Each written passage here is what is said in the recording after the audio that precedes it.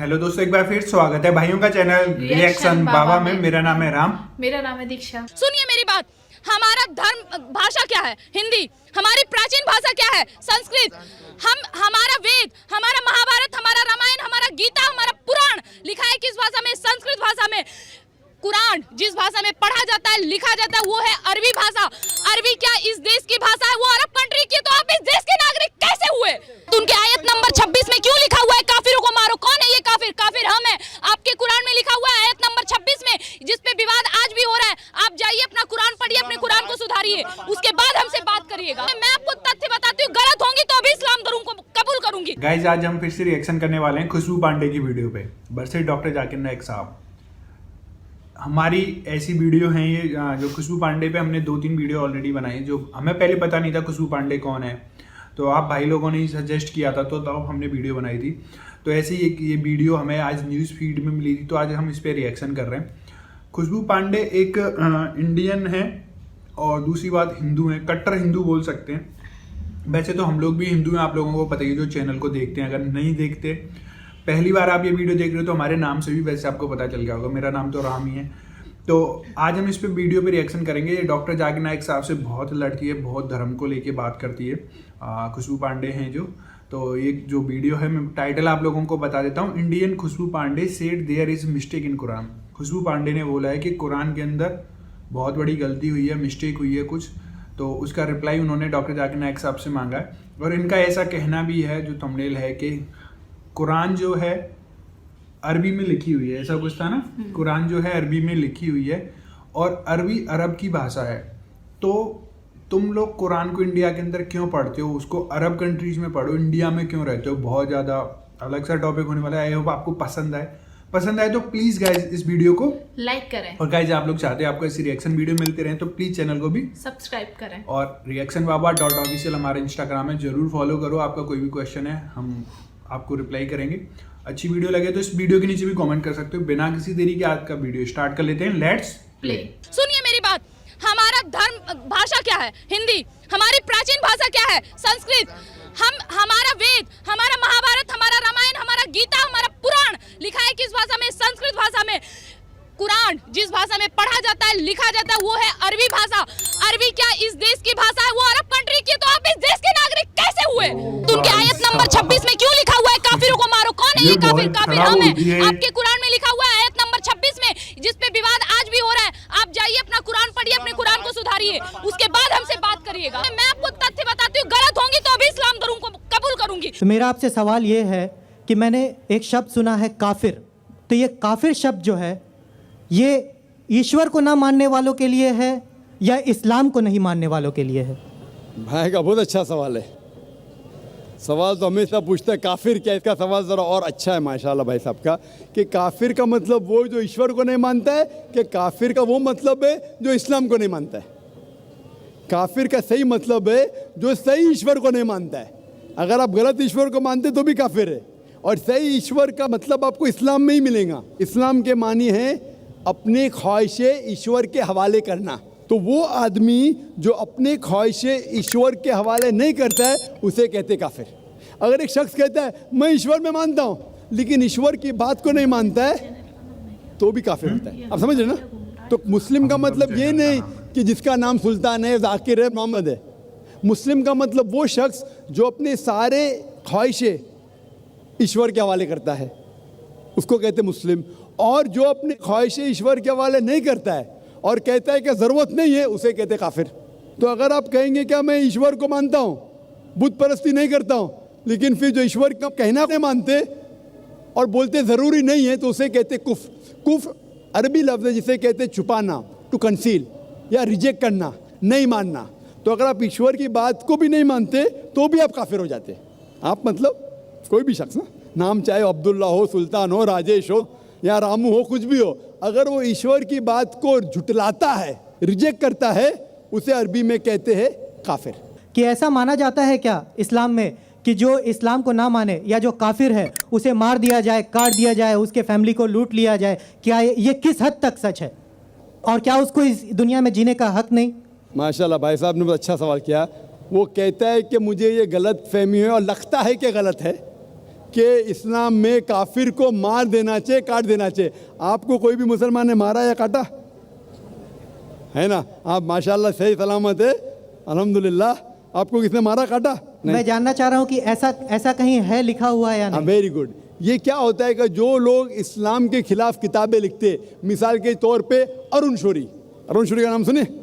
अरुण शौरी जो मिनिस्टर था चंद साल पहले, बहुत किताब लिखता है इस्लाम के खिलाफ, बहुत मशहूर है इस्लाम के खिलाफ। लोग क्या करते, कुरान मजीद की आयत उठाते, आउट ऑफ कॉन्टेक्स्ट पस मंजर के खिलाफ लिखते, और एक आयत जो बहुत इस्लाम के क्रिटिक उछालते, वो सूरह तौबा की आयत, सूरा नंबर 9 आयत नंबर 5, और लिखते हैं कि कुरान में लिखा है जहाँ भी आप काफिर को पाएंगे, इनटू ब्रैकेट्स हिंदू, आप उनका कत्ल करो।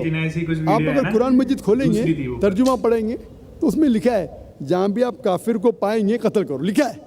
लेकिन ये आउट ऑफ कॉन्टेक्स्ट है, पस मंजर के खिलाफ है।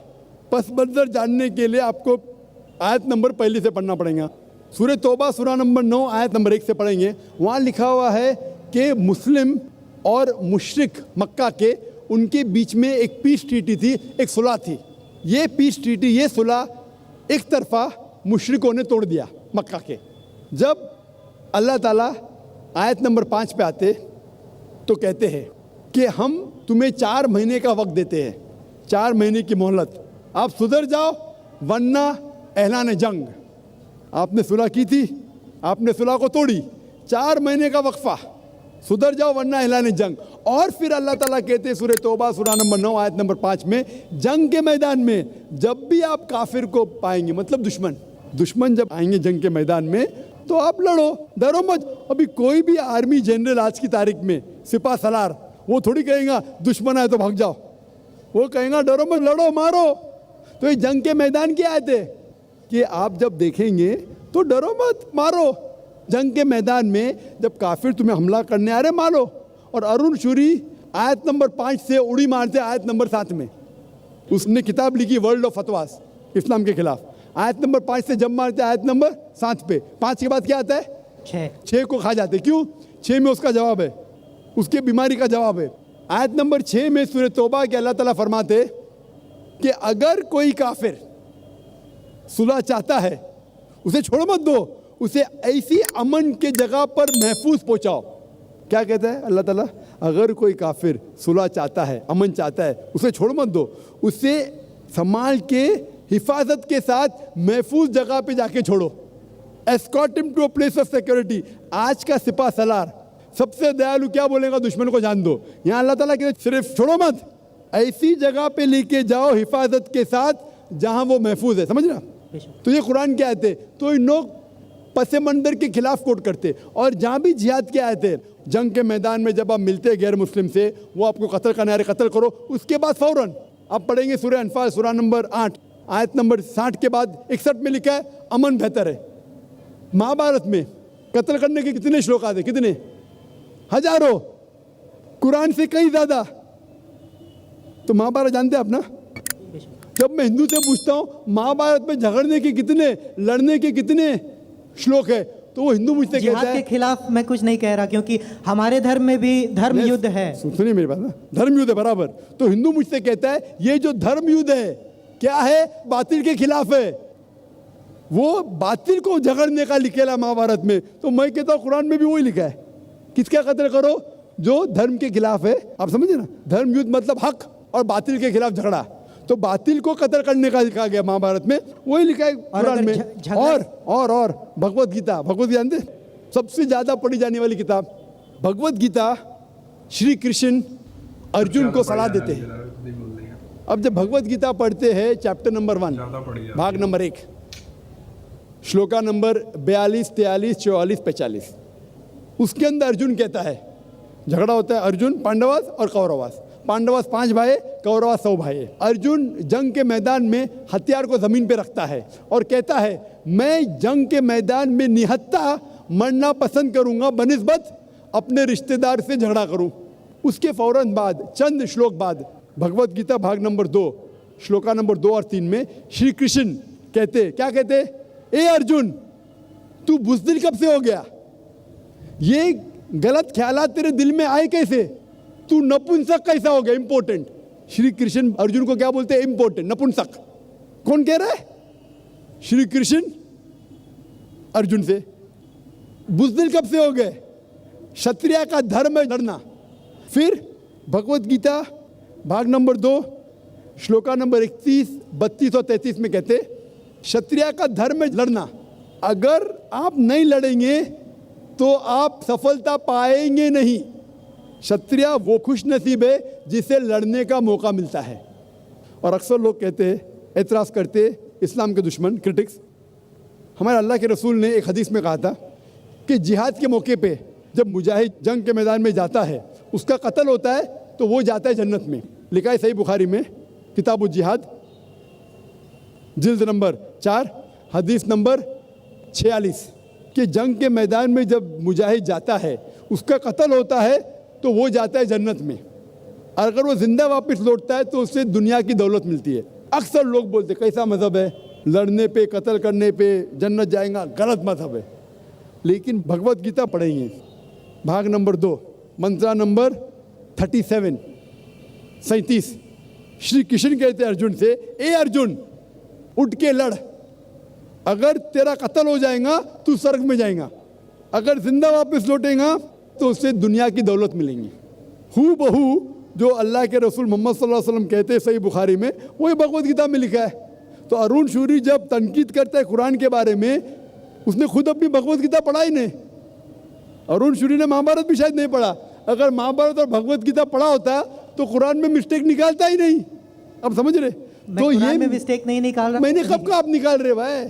मैं अरुण शूरी की बात कर रहा हूँ, मैं अरुण शूरी की बात कर रहा हूँ। तो मैं आपको जवाब दे रहा हूँ, आपने बिल्कुल सही फरमाया कि ये गलतफहमी है कि लोग कहते हैं कि इस्लाम में लिखा हुआ है कि काफिर का कत्ल करो। ये कहाँ नहीं लिखा है? ये लिखा है जंग के मैदान में। तो आपने जो सवाल किया था कि कुरान में ऐसा नहीं लिखा है काफिर को कहाँ भी मारो, तो इतने मुसलमान आपको छोड़ते थे क्या? छोड़ते थोड़ी थे। ये गलतफहमी है, आप समझे ना? तो ये गलतफहमी है कि जहाँ भी काफिर मिले कत्ल करो, ऐसा नहीं। ये जंग के मैदान में जब आपको लड़ने के लिए आ रहे, आपको मारने के लिए आ रहे, तो आप उनको मारो। ये है। Hope the answer the question. Guys ये वीडियो था, और मतलब इसके अंदर लिखा हुआ है कि कुरान में लिखा हुआ है कि जहाँ भी आपको काफिर मिले उनको मारो। तो काफिर का मतलब आप लोगों को पता ही चल गया है। काफिर का मतलब ये नहीं होता, एक तो नॉन मुस्लिम को काफिर बोला जा सकता है, और जो मुस्लिम होके भी अल्लाह की इबादत नहीं करता, अल्लाह को नहीं मानता, तो उनको भी काफिर बोला जाता है। जैसा कि सेम डॉक्टर जाकिर नाइक साहब ने बोला है अपनी वीडियोज़ में, अगर आप मुस्लिम हो तो ज़रूरी नहीं कि आपको मांस खाना है, ऐसा कुछ भी कहीं लिखा हुआ नहीं है।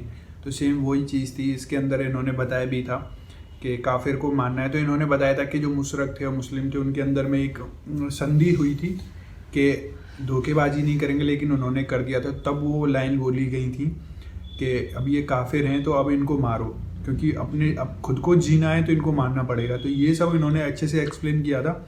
आई होप आपको भी बहुत अच्छा लगा वो वीडियो, समझ आया हो। अच्छा लगा है वीडियो तो जरूर वीडियो को लाइक करें। और गाइज आप लोग चाहते हैं आपको ऐसे रिएक्शन वीडियो मिलते रहें तो प्लीज़ चैनल को सब्सक्राइब करें गाइज। आज के रिएक्शन हम यही एंड करते हैं, मिलते हैं नेक्स्ट किसी रिएक्शन में। तब तक thank you so much for watching. Bye bye guys, see you guys, take care guys.